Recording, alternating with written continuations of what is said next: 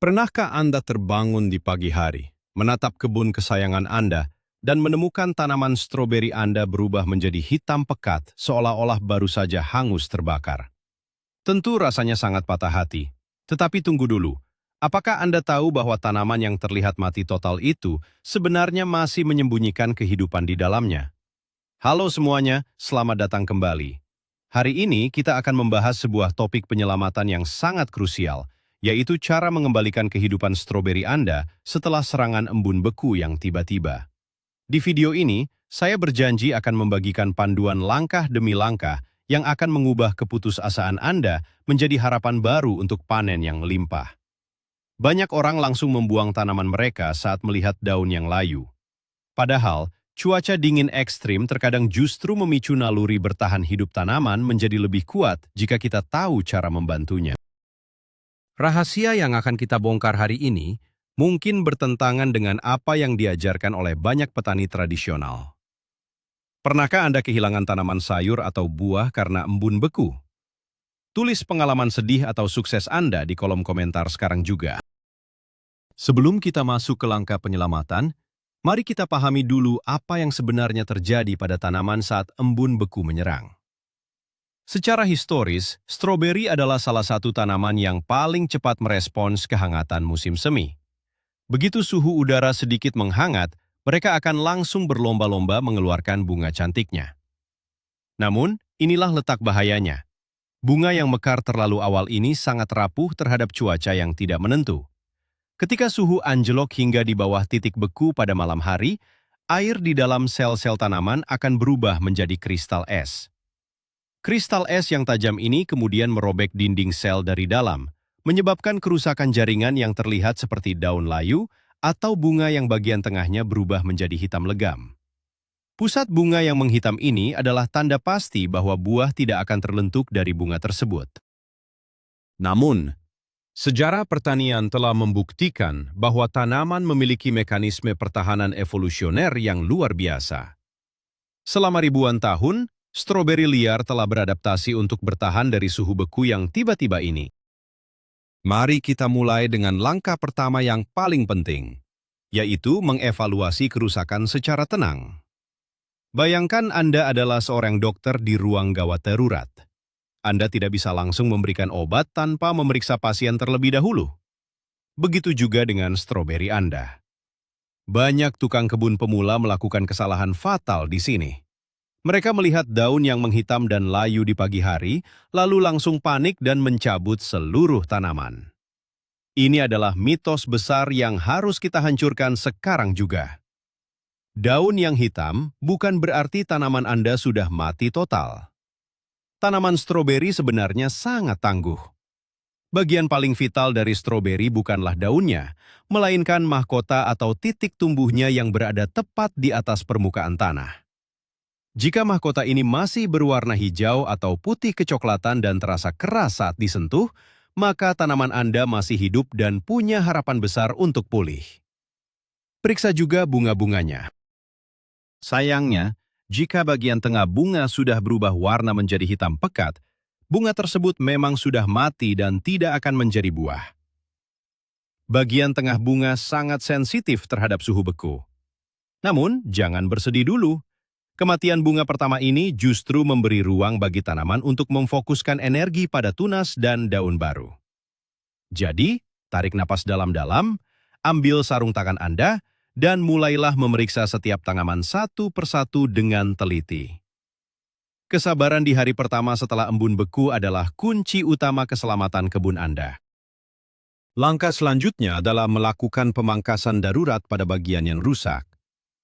Setelah Anda memastikan mahkota tanaman masih hidup, sekarang saatnya kita melakukan operasi kecil. Bayangkan Anda pergi ke salon untuk memotong ujung rambut yang bercabang agar rambut bisa tumbuh lebih sehat. Prinsip yang sama berlaku untuk stroberi Anda. Daun dan batang yang sudah menghitam akibat suhu beku tidak akan pernah pulih. Jika Anda membiarkannya tetap berada di sana, jaringan yang mati itu akan menjadi sarang yang sempurna bagi jamur dan penyakit. Tentu kita tidak ingin menambah masalah baru, bukan? Ambil gunting kebun yang tajam dan pastikan gunting tersebut sudah disterilkan dengan alkohol. Potong semua daun yang menghitam, layu, atau rusak parah. Hati-hati saat memotong.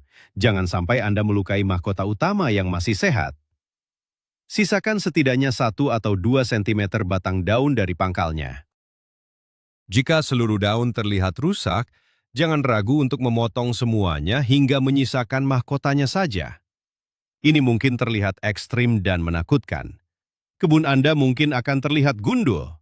Tetapi percayalah, ini adalah tindakan penyelamatan yang sangat penting. Dengan membuang beban mati ini, tanaman tidak akan lagi membuang-buang energi yang berharga untuk mencoba memperbaiki jaringan yang sudah tidak bisa diselamatkan. Energi tersebut kini bisa dialihkan sepenuhnya untuk menumbuhkan tunas-tunas baru yang lebih segar dan kuat. Setelah operasi pemangkasan selesai, tanaman Anda pasti merasa sangat haus. Mengapa demikian?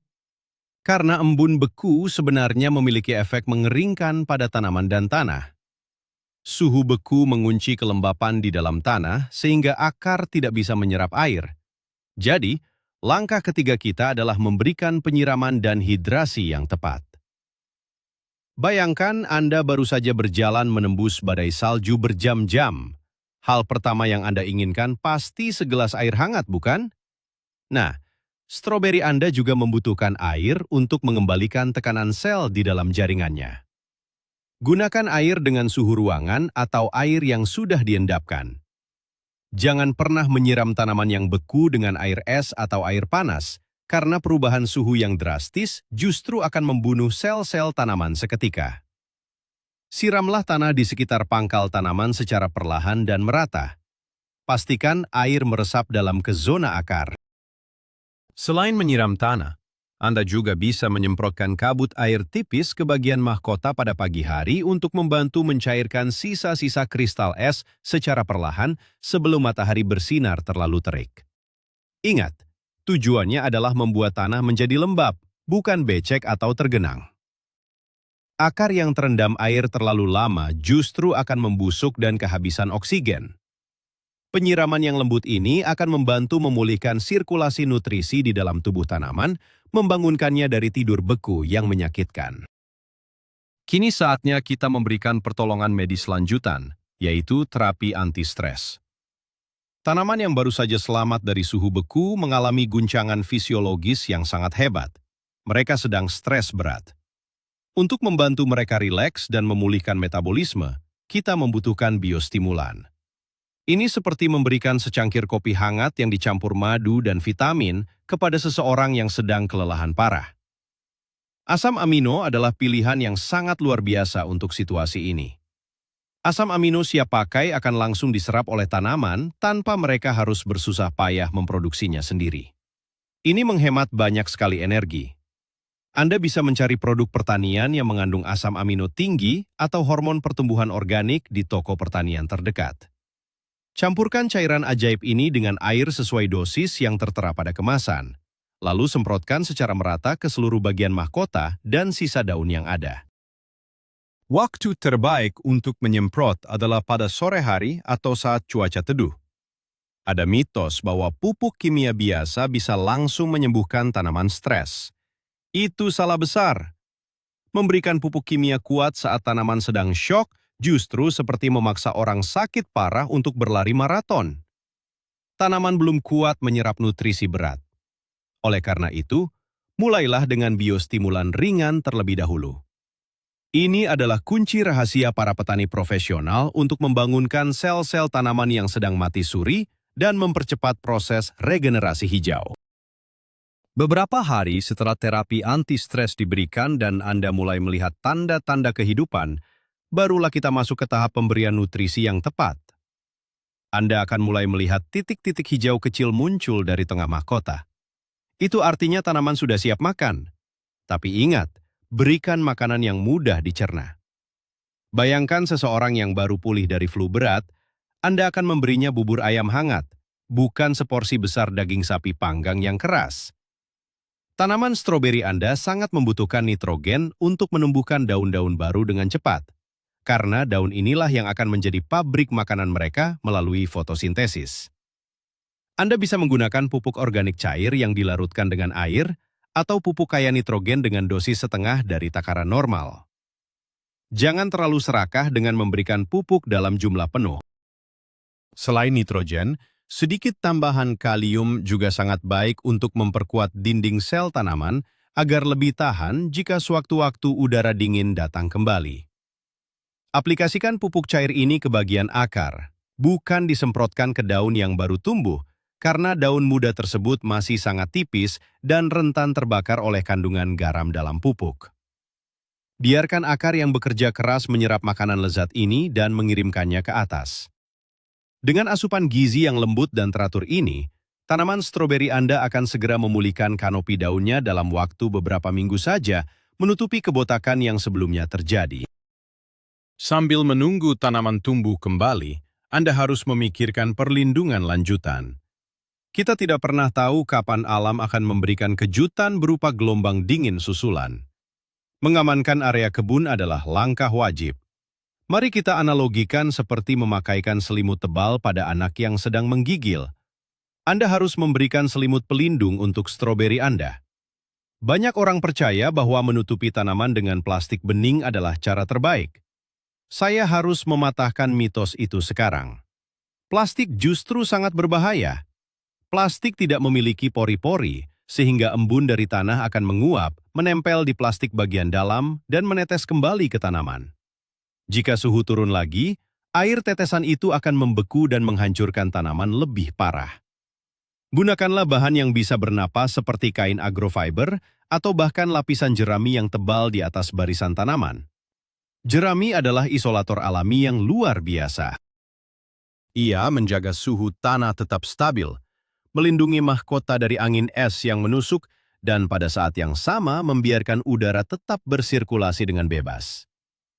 Tutuplah tanaman Anda menjelang sore hari ketika suhu mulai turun, dan ingatlah untuk membuka penutupnya di pagi hari ketika matahari mulai bersinar agar tanaman bisa bernapas dan mendapatkan cahaya penuh. Usaha ekstra dengan buka tutup selimut ini sangat sepadan dengan hasil panen yang akan Anda selamatkan dari kehancuran total. Sekarang kita sampai pada bagian yang paling dinantikan, yaitu bagaimana cara merangsang pembungaan baru. Anda mungkin berpikir karena bunga pertama sudah mati, maka panen tahun ini gagal total. Jangan pesimis dulu. Stroberi memiliki mekanisme pertahanan hidup yang luar biasa. Ibarat sebuah tim sepak bola, jika pemain inti cedera, pelatih akan memasukkan pemain cadangan yang kadang-kadang justru mencetak gol kemenangan. Ketika bunga utama mati akibat embun beku, tanaman akan merespons dengan mengaktifkan tunas-tunas bunga sekunder dan tersier yang sebelumnya tidur. Tugas Anda adalah memastikan tunas cadangan ini mendapatkan dukungan maksimal. Karena kita sudah membuang bagian yang mati, memberikan biostimulan, dan memberi pupuk awal yang tepat, energi tanaman kini melimpah. Pada tahap ini, ketika daun baru sudah cukup rimbun, Anda bisa mulai menggeser jenis pupuknya. Kurangi nitrogen dan tingkatkan asupan fosfor dan kalium. Fosfor sangat penting untuk pembentukan bunga yang kuat, sementara kalium membantu perkembangan buah agar manis dan berukuran besar. Anda juga bisa menambahkan sedikit pupuk mikro yang mengandung boron untuk membantu proses penyerbukan nantinya. Dalam 2 hingga 3 minggu setelah peristiwa embun beku yang mengerikan itu, Anda akan terkejut melihat tangkai-tangkai bunga baru mulai bermunculan. Memang panen mungkin akan sedikit mundur dari jadwal aslinya, tetapi jumlah buah yang dihasilkan seringkali tetap sangat melimpah. Langkah terakhir dari seluruh proses pemulihan ini adalah kesabaran dan pemantauan jangka panjang. Berkebun bukanlah lari cepat, melainkan perlombaan maraton. Memulihkan tanaman yang hampir mati membutuhkan waktu. Sama seperti proses penyembuhan setelah operasi besar, butuh waktu berminggu-minggu, bukan hanya dalam hitungan jam. Selama masa pemulihan ini, tanaman Anda masih berada dalam kondisi yang agak rentan. Bau jaringan tanaman yang terluka dapat mengundang berbagai macam hama dan serangga pencium bau darah. Kutu daun dan tungau laba-laba sangat suka menyerang tanaman yang sedang lemah. Oleh karena itu, jadikan kegiatan berjalan-jalan di kebun setiap pagi sebagai rutinitas wajib Anda. Balikan daun-daun baru, periksa sela-sela mahkota, dan perhatikan apakah ada tanda-tanda serangan hama atau penyakit jamur baru. Jika Anda melihat hama, segera tangani dengan pestisida organik seperti minyak mimba atau sabun insektisida yang lembut. Jangan menggunakan bahan kimia keras yang bisa membuat tanaman kembali stres. Bersihkan gulma yang tumbuh di sekitar stroberi agar mereka tidak perlu bersaing memperebutkan nutrisi dan air dari dalam tanah. Terus rawat mereka dengan cinta dan perhatian. Anda akan belajar banyak dari pengalaman ini. Pada akhirnya, ketika Anda memetik buah stroberi pertama yang merah merona dan manis dari tanaman yang tadinya Anda kira sudah mati, rasa puas yang Anda rasakan akan jauh melebihi sebelumnya. Siapa sangka, ternyata daun yang menghitam bukanlah akhir dari segalanya.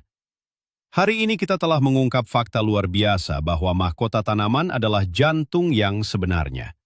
Kita juga belajar bahwa asam amino dapat bekerja seperti keajaiban medis untuk tanaman stres, dan yang paling menakjubkan adalah alam selalu memiliki rencana cadangan berupa tunas bunga sekunder. Ini benar-benar plot twist yang menggembirakan. Alih-alih mencabut dan membuang tanaman yang beku, Anda kini memiliki kekuatan dan pengetahuan untuk menghidupkannya kembali dan tetap menikmati panen stroberi yang lezat. Memulihkan tanaman memang butuh kesabaran ekstra, tetapi melihat daun hijau baru muncul dari sisa-sisa kehancuran adalah salah satu kebahagiaan sejati dalam berkebun. Terima kasih banyak sudah menonton video ini sampai habis. Jika Anda merasa tips ini berguna, jangan ragu untuk menekan tombol suka, berlangganan saluran kami, dan tinggalkan komentar di bawah. Saya ingin bertanya kepada Anda. Strategi apa yang biasanya Anda gunakan untuk melindungi kebun dari cuaca dingin ekstrim? Mari kita berdiskusi di kolom komentar dan saling berbagi ilmu.